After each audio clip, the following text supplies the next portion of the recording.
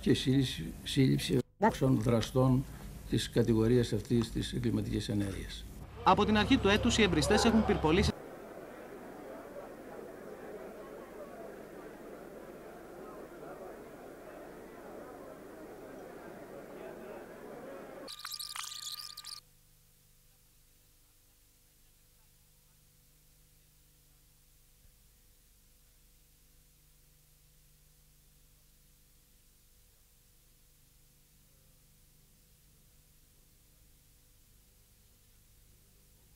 Elle est ravissante et je l'épouse. Il n'a pas dit elle est ravissante. Elle a dit qui est-ce? Oui. Je l'épouse. Pour vous, comment ça a été cette première rencontre? Oh, ben, j'ai d'abord cru que c'était une galéjade et puis François a énormément. Oh, ben, j'ai d'abord cru que.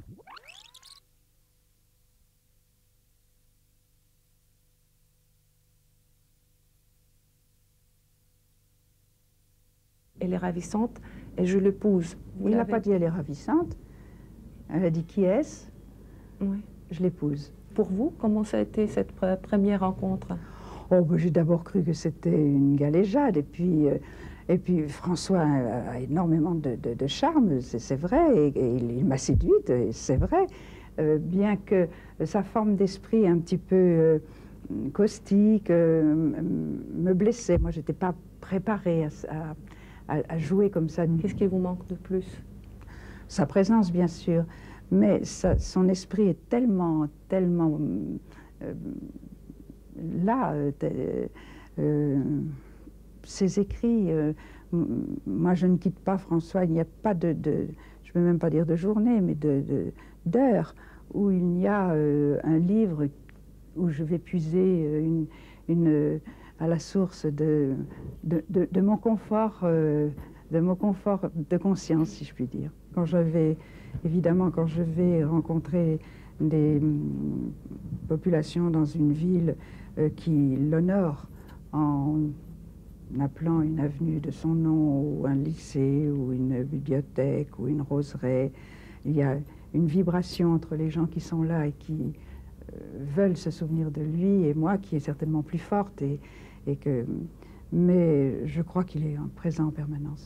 Vous traitez en égal, paraît-il, avec les autres enfants, vos autres Mazarine. Et quels sont vos sentiments pour cette fille? C'est la sœur de mes fils, et Mazarine est la fille de François. Η πρώην πρώτη κυρία της Γαλλίας υπερασπίζεται με θέρμη εδώ.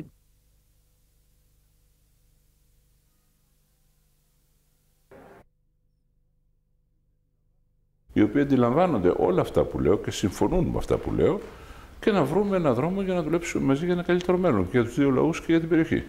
Αυτό δηλαδή που έχει συζητηθεί συχνά πυκνά τον τελευταίο καιρό περί νέου θερμού επεισοδίου, δεν το βλέπετε εσείς?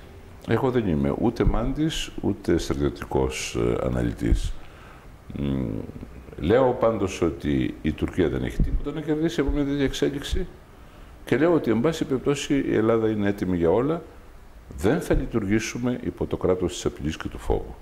Σεβόμεθα τον τουρκικό λαό, σεβόμαστε την Τουρκία, είναι ένα σοβαρό κράτος, μεγάλο κράτος, έχει το ρόλο του να παίξει στην ιστορία, αλλά δεν φοβόμαστε κανέναν. Ποτέ δεν φοβηθήκαμε κανέναν και ούτε τώρα φοβόμαστε κανέναν. Είμαστε ήρεμοι και αποφασισμένοι. Στις Βρυξέλλες που θα είσαστε αύριο στο ΝΑΤΟ θα και είναι... αν μου επιτρέπετε να προσθέσω και κάτι άλλο. Γιατί θα τα βάλει ο κ. Γερμάς με την Τουρκία, με την Ελλάδα? Οι θέσεις που υιοθέτησε η Ευρωπαϊκή Ένωση ήταν όλες θέσεις της πλειοψηφίας των κρατών μελών, με μερικές παράτερες φωνές όπως τη φωνή του κ. Σιράκ, παραδείγματος χάρη, τις οποίες η Ελλάδα απλώς αποδέχθηκε. Δεν υιοθέτησαν κανένα δικό μας σχέδιο. Την πρόταση της Προεδρίας, σε όλες τις λεπτομέρειές της, αποδεχθήκαμε και εμείς μαζί με τις άλλες 15 χώρες. Θα στραφεί εναντίον μας η Τουρκία επειδή έχουμε την ατυχία να είμαστε κοντά τους? Θα ήταν μια πολύ κακή ιδέα. Αύριο που θα είσαστε στις Βρυξέλλες για το ΝΑΤΟ θα είναι και ο Τούρκος ομόλογός σας, ο κύριος Cem. Πρόκειται μήπως να έχετε κάποια κατηδίαν συνάντηση, έτσι ώστε να έχετε την ευκαιρία να το αναπτύξετε και αυτά τα θέματα? Εγώ δεν έχω τίποτα να πω στον κύριο Cem αυτή τη στιγμή, αλλά δεν έχω αρνηθεί ποτέ να το συναντήσω όσες φορές αυτός το ζήτησε. Συναντηθήκαμε πρόσφατα στην Κρήτη, μιλήσαμε μαζί Εάν νομίζει ότι μπορώ να του είμαι χρήσιμος και μπορούμε να ανταλλάξουμε απόψεις, θα είμαι στη διάθεση. Η Ελλάδα πώς σχεδιάζει να αντιμετωπίσει το προσεχές διάστημα τις κινήσεις της εξωτερικής πολιτικής της Τουρκίας? Θα σας δώσω ένα πλήρες πρόγραμμα. Δεν λειτουργούμε έτσι, κυρία Ζαχαρέα. Εμείς έχουμε ορισμένους μεγάλους στρατηγικούς στόχους, έχουμε τομείς δράσης και μέσα στους τομείς δράσης εντάσσουμε και τις σχέσεις με την Τουρκία. Έχουμε ένα τομέα δράσης που είναι η Ευρωπαϊκή Ενοποίηση. Δουλεύουμε για να εντάξουμε την Ελλάδα στο σκληρό πυρήνα των κρατών που καθορίζουν το μέλλον της Ευρώπης. Δουλεύουμε για να ανοίξει η Βαλκανική ενδοχώρα και να αναπτυχθεί η Βαλκανική συνεργασία. Δουλεύουμε για την ειρήνη και την ασφάλεια στη Μέση Ανατολή. Και παραπέρα δουλεύουμε και σε ορισμένα άλλα θέατρα, όπως είναι η Κεντρική Ασία, η σχέση μας με τους λεγόμενους τίγρες της Νοτιοανατολικής Ασίας. Έχουμε κάποια δραστηριότητα στη Βόρεια Αφρική και στην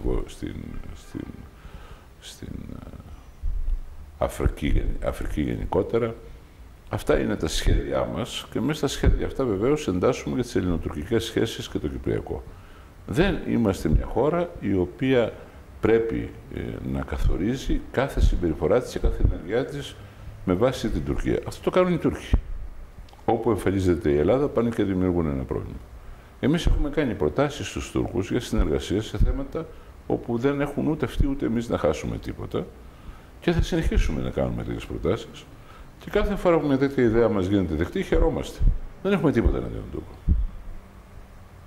Εμείς θέλουμε να βρούμε έναν τρόπο οι δύο λαοί να ζήσουν ειρηνικά και αν είναι δυνατόν να συνεργαστούν. Το μήνυμά μας προς την Τουρκία είναι μήνυμα ειρήνης και φιλίας.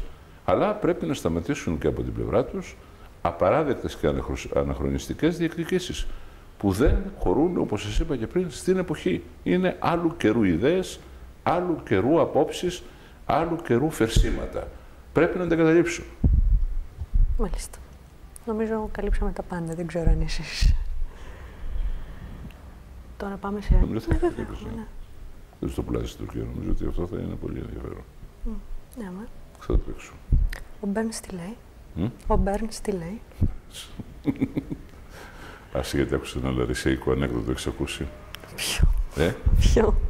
Λέει και ο Λαρισαίος στο καφενείο και λέει, είδες τον Μπέρνς? Λέει, τι είπες, λέει, εσύ τον Μπέρνς. Τα ξέρεις τα λαρισαϊκά ανέκδοτα? Τα ξέρω κάποια άλλα. Λέει, μοιράζει 2.000. Τι λες, δε, σιγά μοιράζει 5.000.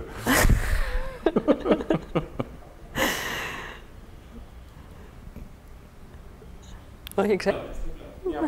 Έχετε στη μάνα. Και να κοιτάω και τον Υπουργό, δηλαδή. Θα γελάσω. Πριν από λίγο ο Μεσούτ Γιλμάζ έκανε νέες δηλώσεις, είπε ότι θα θέσει βέτο στο ΝΑΤΟ για τη διεύρυνση προς Ανατολάς. Αυτό, συμπλήρωσε, θα είναι ένα μήνυμα και προς την Ευρωπαϊκή Ένωση. Ποια είναι η δική σας γνώμη? Η δεύτερη είναι αυτή. Πρέπει να κάνω καλή μία? Δεν πειράζει. Όχι. Πώς το λέει? Και το άλλο που έμαθα, τι είναι, αυτό θα σας αρέσει εσάς, τι είναι, λέει, 1000 δημοσιογράφοι στον πάτο της θάλασσας? 1000 δημοσιογράφοι στον πάτο της θάλασσας, Μια καλή αρχή. Αυτό το έχετε βγάλει μόνοι σας. Ναι. Μου θυμίζει ένα φίλο μου που λέει, ο καλύτερος λέει από εμάς έχει πουλήσει στη μάνα του, ένα φίλο μου δημοσιογράφο. Αντιπινακίου φακής. Η Πελάρισα πραγματικά απέσια απόλυση. Τώρα έχει βελτιωθεί κάπως γιατί έχω κάνει μετάξυ στο γυμνάσιο. Και ήταν τότε το 54-55. Ήταν φοβερή η κατάσταση, δεν είχες δεν είχα την ευκαιρία βέβαια, μα γνωστόν. Μόνο για τον Αρσένη είπε ότι ο Σιμίτης έπρεπε να τον είχε βγάλει από την κυβέρνηση. Διότι εκτίθεται έτσι ο Σιμίτης. Εγώ λέω αν είμαι ο Σιμίτης θα τον είχα βγάλει από την κυβέρνηση. Δεν είμαι της άποψης έπρεπε να τον βγάλει από την κυβέρνηση. Νομίζω όμως ότι έπρεπε να κάνει κάτι το οποίο του είχα προτείνει από την αρχή. Στα σοσιαλιστικά κόμματα της Δύσης δεν υπάρχουν εκτελεστικά γραφεία αντιπροσωπευτικά. Με την έννοια ότι εκπροσωπούνται όλες οι τάσεις. Εμείς εφαρμόσαμε και στην εκλογή του εκτελεστικού γραφείου το περίφημο 60%. Δηλαδή μπορούσες να βάλεις σταυρούς μόνο για 6, ξέρω, για 10. Αυτό οδήγησε σε ένα αντιπροσωπευτικό εκτελεστικό γραφείο που υπάρχουν όλες οι τάσεις. Ας πούμε στο γαλλικό αντίστοιχο όργανο είναι όλοι το Ζωσουέν.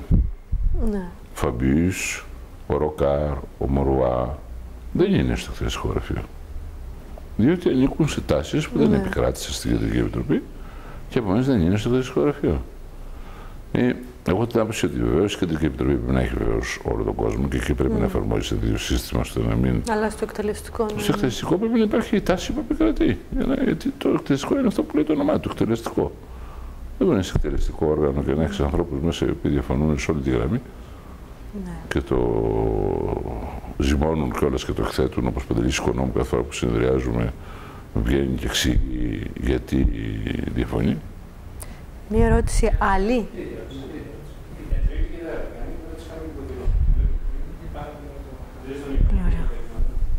Είναι πολύ ωραίο το πιο ωραίο είμαι από τον Υπουργό. Αυτό δεν υπάρχει. Δεν υπάρχει καμία αμφισβήτηση. Λοιπόν, να φύγω. Αύριο θα είσαστε στις Βρυξέλλες για το ΝΑΤΟ, θα είναι εκεί και ο Τούρκος ομόλογός σας, ο κύριος Τζεμ. Υπάρχει περίπτωση να έχετε μαζί του μία κατηδίαν συνομιλία στο περιθώριο της Συνόδου? Εντάξει. Δεν θέλω να κάνω άλλη ερώτηση. Είπαμε, δεν κάνουμε δημοσιογραφία, τηλεόραση κάνουμε, αλλά... Λοιπόν. Σας ευχαριστώ πάρα πολύ.